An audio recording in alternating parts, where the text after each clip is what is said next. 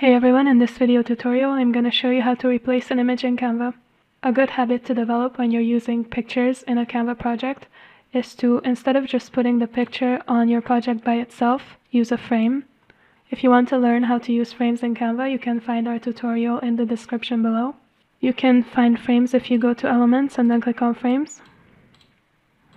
This is not just a picture that I put here, it's actually inside a frame. So if I right click and choose Detach Image, you will see that this is the kind of frame that I used. And this is useful because if I decide as I'm editing that I want to use a different picture, I can just do it. I can do it very easily and without having to rearrange everything else in the project. So I just go to Uploads, and if you don't have the picture uploaded already, click on Upload Files. If you have it uploaded already, you can just drag it over the existing picture and it will cut it exactly to the same size. Alright, this is how to replace an image in Canva.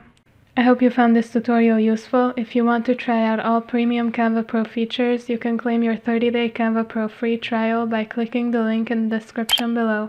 We also have a free Canva crash course ebook and a Canva monetization checklist that you can download for free as well. Last but not least, check out our YouTube channels for hundreds of other Canva video tutorials.